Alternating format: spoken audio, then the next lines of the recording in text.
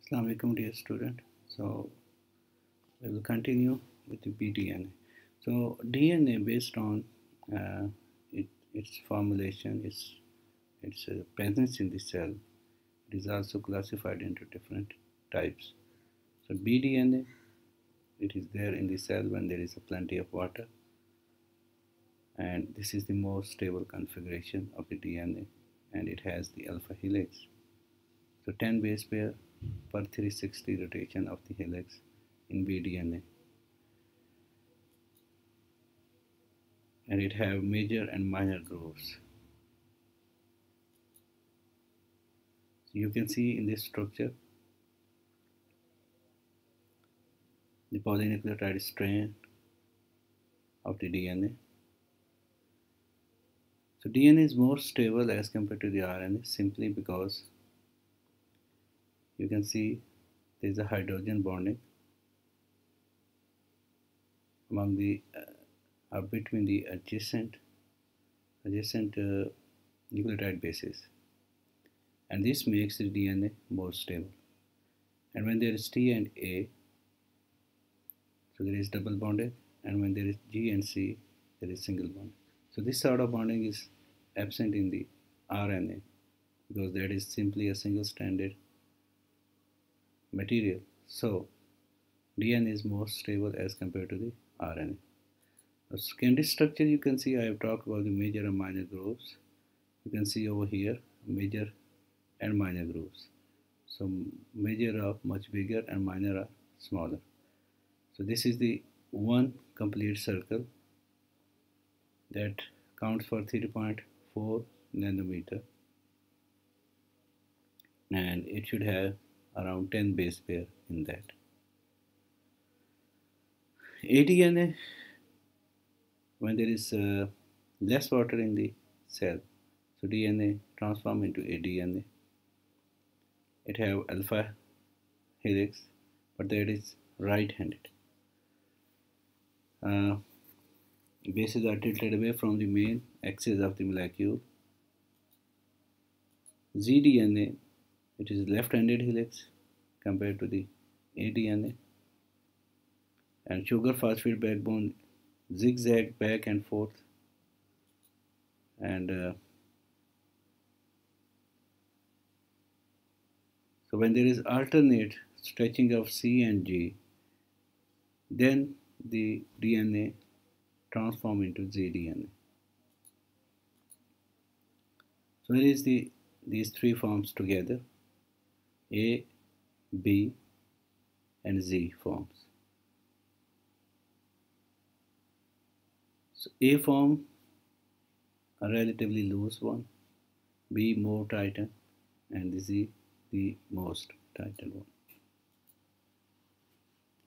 So secondary structure also includes hairpins or some other structures. Here you can see stem formation. So when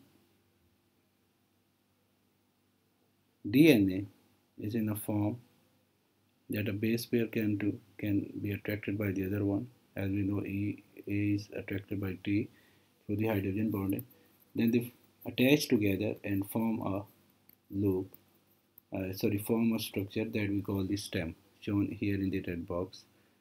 And in the second red box, some of the base pair they can attach together, and others they don't, they are unable to attach because they are different to each other, so they form a loop.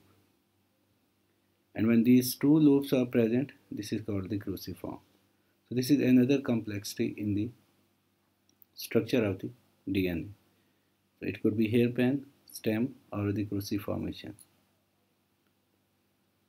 DNA methylation, this is another protective mechanism of the DNA. A methyl group is attached, and this is present on the position number 5 of the nucleotide base, and this is called 5-methyl cytosine. It can protect the DNA from opening up and from the transcription.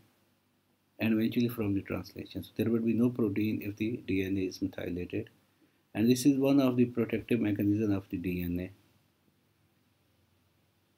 So cytosine group can also attach just like methyl group.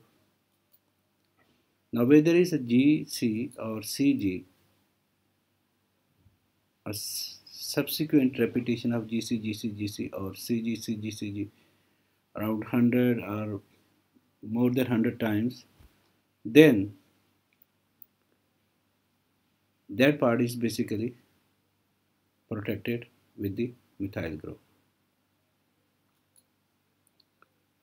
And this is, I have told you, related to the gene expression, because if the DNA is methylated, there would be no expression of the gene, and if the DNA is naked, then there would be expression of the gene.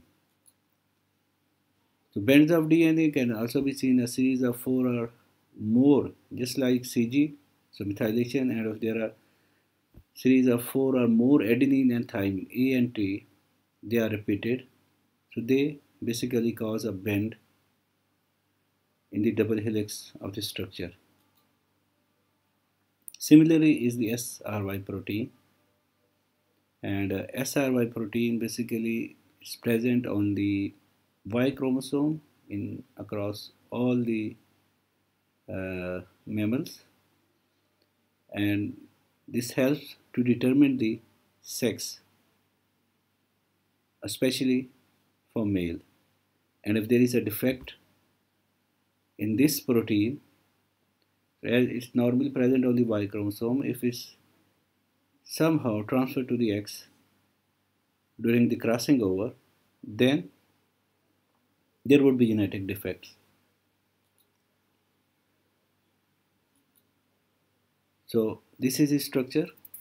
So this protein basically, you can see the DNA is just wrapped up in that protein, and this protein uh, determines the expression of the genes related to the sex determination after fertilization. No doubt X and Y chromosome could be there, but if this protein is not working normally, these genes would not be expressed normally, and the individual would not be normal male, or it might have more female like structures. So these are a lot of genetic defects which are related to this SRY protein. If it is not working normally, if it has any mutation,